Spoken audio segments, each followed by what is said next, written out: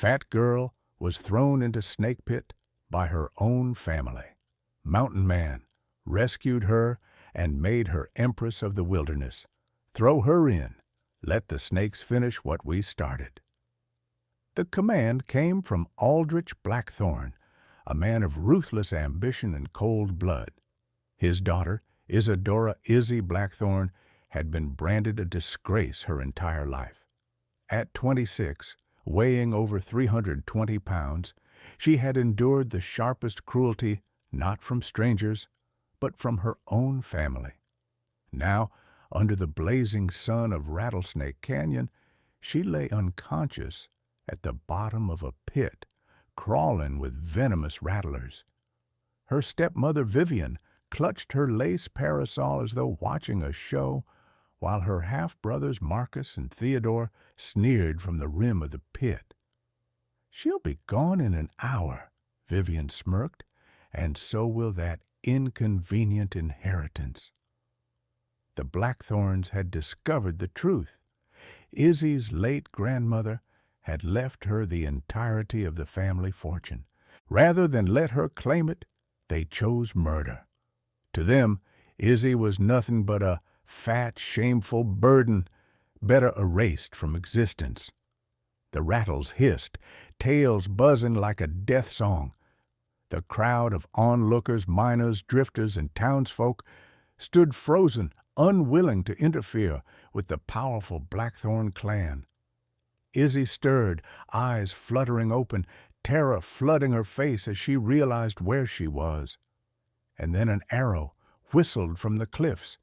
It pinned the largest snake through the skull. A voice, thunderous and commanding, rolled across the canyon. "Touch her, and you answer to me." All eyes snapped upward. There, silhouetted against the searing sky, stood Kale, the serpent slayer, Nighthawk, nearly 8 feet tall, half Apache, half Norse giant. With twin blades glinting at his back, he leapt down the jagged wall as though gravity itself bowed to him. In seconds, the pit was chaos. Blades flashed, serpents fell, and in the heart of it all, Kale swept Izzy into his arms, his voice low and unyielding. "You're safe now, princess. No one will ever throw you away again." Isadora Blackthorn had never known kindness from her kin. From childhood, she had been treated as a blemish on the proud Blackthorn name. Aldrich, her father, was a wealthy cattle baron, feared as much as he was respected. To him, Izzy's body was proof of weakness. To Vivian, his second wife, Izzy was an obstacle, a reminder of the first wife whose ghost still lingered. To Marcus and Theodore, she was nothing but a target for cruel laughter. "Move, whale!" Theodore would sneer at the dinner table, shoving her chair as she tried to eat. "You'll break the carriage axle if you climb in," Marcus would jeer whenever she dared step near the family's gleaming coach. Even in town, there was no refuge. The people of Rattlesnake Canyon lived under the Blackthorn's thumb, and so they echoed their master's scorn. Shopkeepers smirked. Ranch hands whispered. At church socials, no one asked Izzy to dance. They laughed when she tripped over her hymn. But Izzy endured. She loved books, astronomy, and poetry most of all, and found solace under the desert stars, whispering her dreams into the night. Perhaps, she sometimes prayed, there might be a place where she was more than the fat daughter no one wanted. When her grandmother's will was read, everything changed. The sprawling ranch, the gold hidden in strongboxes, the land rights all left to Izzy. For the first time, she held power, and for the Blackthorns, that was unacceptable. "She's nothing but a hog in a dress," Vivian spat, "and now she thinks she's mistress of Blackthorn land? Over my dead body?" So they plotted, and one scorching afternoon they carried her to the canyon. A shove, a scream, and she was gone into the pit. But fate had other plans. Cale Nighthawk had been a ghost story in the saloons for years. Some swore he was half beast, a mountain spirit wearing the shape of a man. Others claimed he had once walked with war chiefs and Viking berserkers both, a warrior who could speak to snakes and bend them to his will. Mothers warned children not to wander into the mesas, lest the serpent slayer take them. Yet here he was real, solid, terrible, and magnificent. Kyle did not hesitate. His arrows sang, his twin blades carved a circle of death. He moved with the certainty of one who had lived his life fighting for every breath. When the last rattler lay still, he carried Izzy as though she weighed nothing, climbing the pit wall with brute strength. The crowd watched, transfixed, as the impossible unfolded. Aldrich's face turned ashen. "She's mine, my daughter, my property," he barked, stepping forward. Cale's eyes burned like stormlight. "You forfeited all claim the moment you tried to murder her." His voice was iron, final. Vivian shrank back, her painted lips trembling. Marcus and Theodore, usually bold with their taunts, dared not meet his gaze. The giant set Izzy gently on her feet. She swayed, stunned, tears streaking down her dust-stained cheeks. For the first time in her life, someone had called her worth saving. Kyle turned, his voice rising so all could hear. "You would throw away what is priceless. Then hear me now, I claim her. She will walk free under my protection, and woe to any who dare lay hand or word against her." The canyon was silent. The world itself seemed to hold its breath, and Izzy, trembling but alive, looked up at her savior, the first glimmer of hope dawning in her eyes. The desert night fell quickly over Rattlesnake Canyon, shadows spilling across the jagged cliffs. Cale wrapped Izzy in a thick hide cloak before the chill could bite. She had never worn anything so heavy, so warm. "Keep it close," he murmured, fastening the clasp himself. "The desert is cruel, but I won't let it claim you." Izzy had lived her whole life under roofs and behind walls, yet never truly safe. Now, under the endless sky, with coyotes howling in the distance and the weight of his cloak upon her shoulders, she felt sheltered. It was a bewildering sensation. They began the journey on foot. Kyle led the way with steady, ground-eating strides, his broad frame cutting through the night like a prow through water. Beside him, Izzy stumbled at first, her legs aching from years of neglect and malnourishment at her family's hands. When she faltered, Kyle slowed without a word. When she gasped for breath, he handed her a water skin. And when her knees finally buckled, he swept her into his arms as if she weighed no more than a child. "You don't have to carry me," she whispered, ashamed. Cale's eyes glinted in the moonlight. "Don't I?" His voice was low, steady. "They tried to bury you, Izzy, but I will raise you higher than they ever dreamed."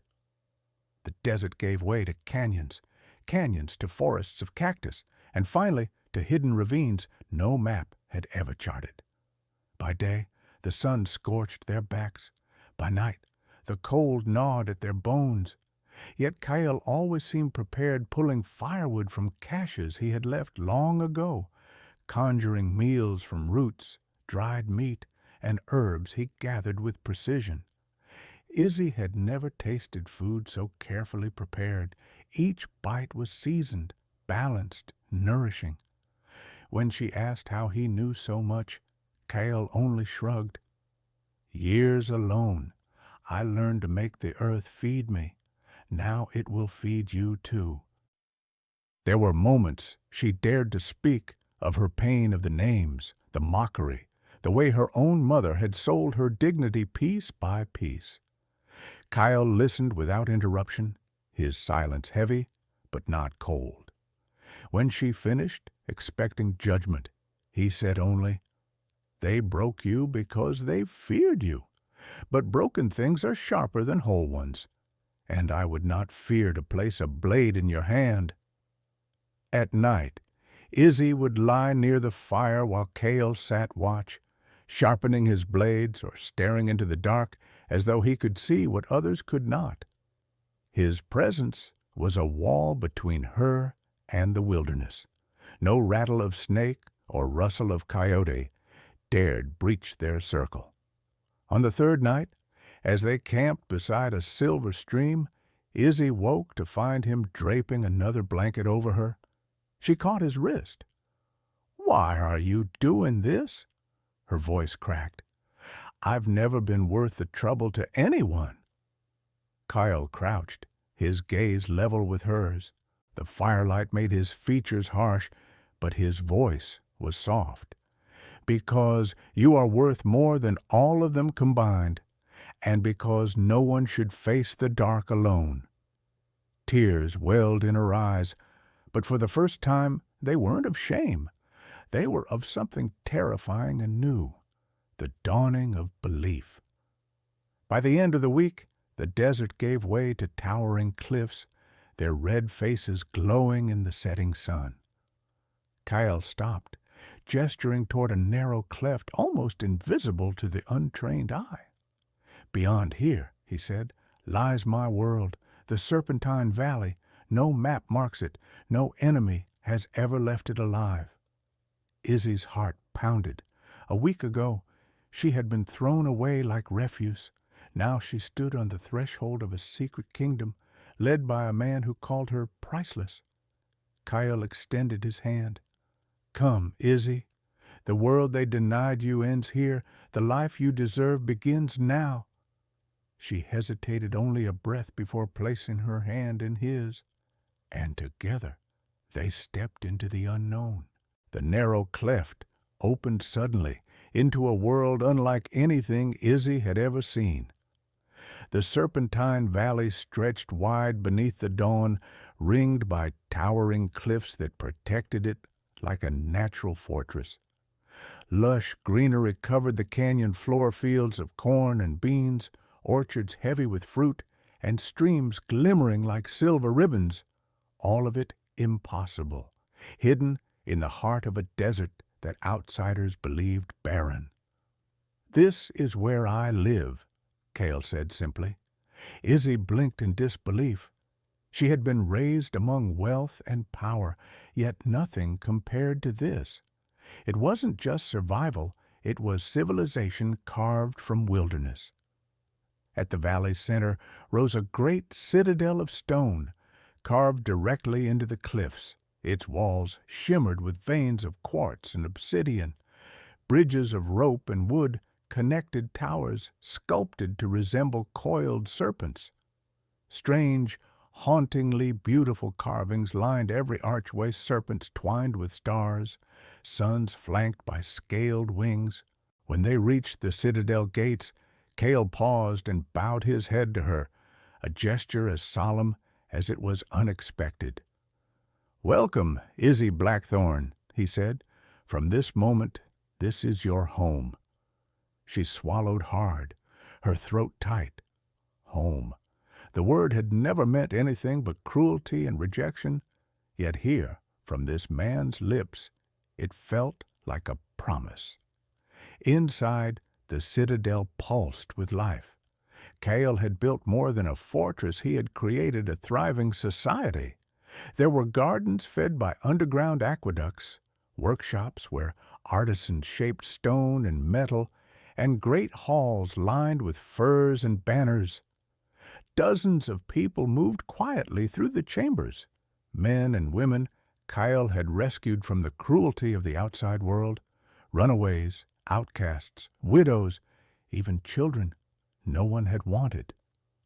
"They follow me," Kyle explained as he guided her past a training yard where warriors sparred.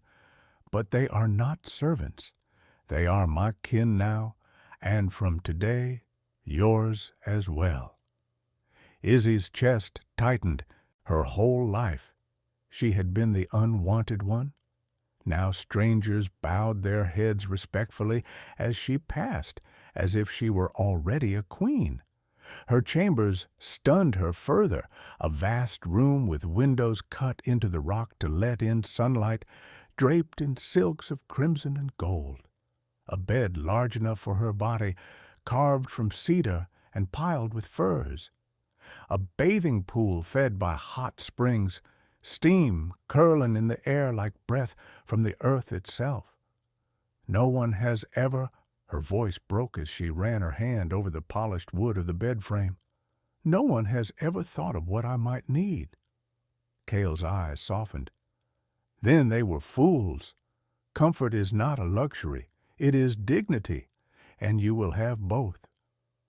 The days passed, and Izzy began to heal. She spent mornings in the valley gardens where children ran freely among the crops. She helped them gather herbs, and they laughed with her, unafraid. No one mocked her sighs, no one recoiled. When she cooked, the people marveled at her skill with spices. When she sang softly in the evenings, they stopped to listen. Kyle, always watchful, but never smothering, taught her skills she had never dreamed of learning. He showed her how to read the tracks of animals, how to steady her hands when drawing a bow, and how to call the serpents of the valley with a whistle only he had known. "Why snakes?" she asked one evening, as a massive python coiled peacefully near the fire. Kyle ran a hand over the serpent's scales, his voice calm. "Because they are like us, feared, misunderstood, cast out as monsters, but in truth they are strong, enduring, necessary. Those who call them evil simply do not see." Izzy reached out, hesitating, then touched the python's back. Its skin was warm, smooth, alive. For the first time, she felt kinship with a creature long hated. Each night, Kyle made certain she ate first, placing food in her hands before serving himself. Each morning, she found her fire tended, her cloak mended, small tokens of care left at her bedside. They were gestures so simple, yet they pierced her heart more deeply than any grand wealth ever had. One evening, as the valley stars burned bright above the cliffs, Cale sat beside her outside her chamber. His massive hands rested on his knees, his voice low.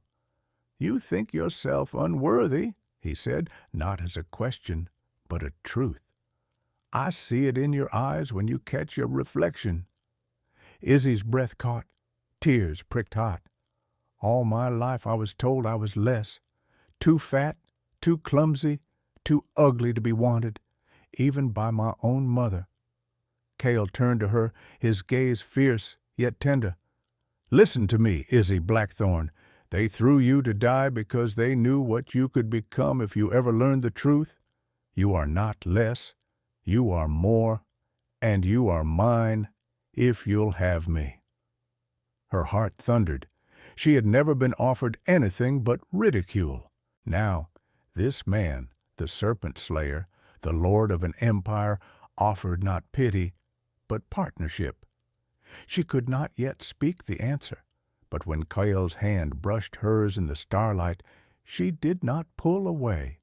For the first time in her life, Izzy dared to believe in a tomorrow where she was not only wanted, but destined.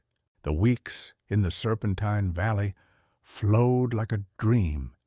Izzy grew stronger, her cheeks full with health, her eyes no longer dulled by despair. She laughed often now, something Cale's people told her they had never heard before. She walked without fear among the serpents, commanding them with whistles and gestures as if she had been born to it. But shadows never stayed away for long. One morning, a messenger serpent slithered into the citadel, a small silver capsule fastened to its back. Cale retrieved it, opened the tiny scroll inside, and his jaw hardened. "They know," he said grimly. "Who knows?" Izzy asked. "Your family, the Blackthorns. Word has reached them that you live, and they're moving." Her stomach twisted, the last memory of them her father's voice snarling as he hurled her into the pit, her stepmother's smile as the snakes coiled still burned raw. "Why now?" Kyle held her gaze, his eyes full of warning. "Because they've realized what you inherited, the deed to the Ashworth mines. It wasn't lost in fire as they claimed. It's sealed in your name. That mine is worth millions, and they will not let you hold it." Izzy staggered back. Her grandmother had whispered of the mines once gold threaded so richly through the rock that one strike could change a nation's fortune. All along, her family had known. They hadn't just wanted her gone, they had wanted the fortune she embodied. And worse, Kyle knew things he had not yet told her. That night, she found him alone in the armory, sharpening his twin serpent blades. His face, usually carved from granite, was shadowed with grief. "Tell me," Izzy said softly. "Tell me what you've been hiding." Kyle's shoulders stiffened. For a long moment, she thought he would send her away. Then he set down the blade and spoke. "I was once a soldier, hired by the army to track and kill in the desert wars. They used me because of what I am, half Apache, half Norse giant, fit for their dirtiest work. I led men into slaughter. I slaughtered myself. And when I questioned the orders, they turned on me, called me a savage beast. They tried to hang me. I escaped. Since then, I've been outlawed to the outside world." Izzy's chest tightened. "They branded you a monster, the way my family branded me?" He nodded, bitter. "That is why I built this valley, a place where no one can call us less. But it also means your father will not come alone. He will come with law at his back, judges, sheriffs, even soldiers. They will say I kidnapped you. They will paint me as the beast I was always accused of being." Izzy stepped closer, her voice trembling but steady. "Then we fight. Together." The first strike came swiftly. Scouts at the valley rim reported riders mercenaries in blackthorn colors, led by Marcus and Theodore. They carried rifles and dynamite. And behind them, in letters stamped with the government seal, was an official decree: return Cordelia Blackthorn, or face annihilation. Inside the citadel, panic murmured among the people Kale had sheltered. Izzy stood on the steps of the throne room, her heart pounding as they looked to her. "What will she do?" someone whispered. "She is only a woman." Her hand shook, but she raised her voice, clear and ringing against the stone. "All my life they told me I was nothing, too fat, too ugly, too weak, and I believed them. But I survived the pit. I stand here alive because I was stronger than their hate. And now I will not crawl back to them. This is my home, and I will defend it, not as their daughter, but as your queen." A silence fell. Then the hall erupted in cheers. For the first time, Izzy felt her spirit match the title Kale had whispered to her that night, Queen. But war was coming. The blackthorns would not stop until either she or they were destroyed.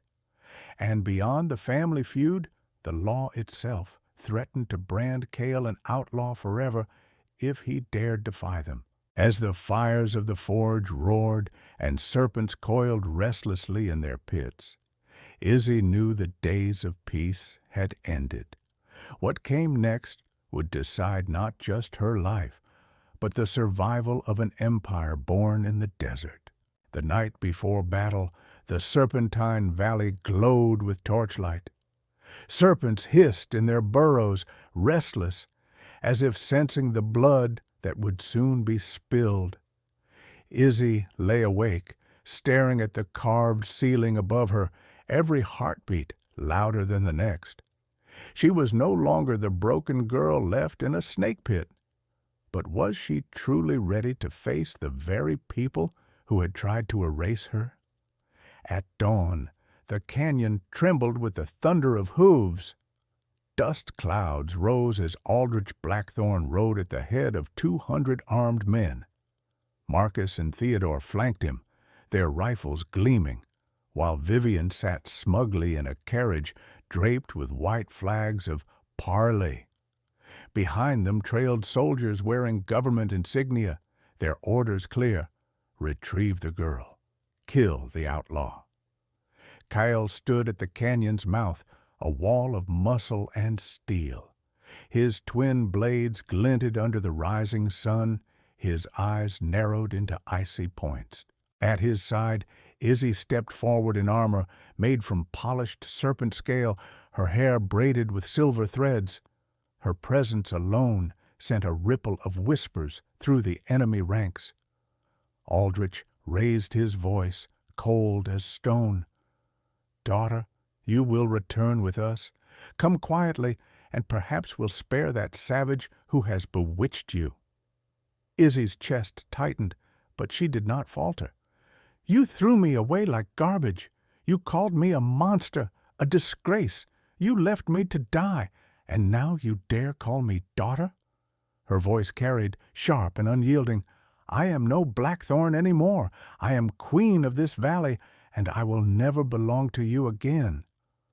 Aldrich's sneer twisted into rage. He signaled, rifles cocked in unison. The air split with Kyle's roar. From the canyon walls poured waves of serpents, cascading like rivers of living scales. Rattlers, boas, and vipers surged, striking at hooves and tearing formations apart. The soldiers fired wildly, but panic spread faster than bullets. Horses reared, men screamed. Kyle became a storm. He waded into the fray, blades carving arcs of steel and venom. Izzy stood at the ridge, arms raised. Her voice rang in strange, commanding tones she had only just discovered, and the serpents answered.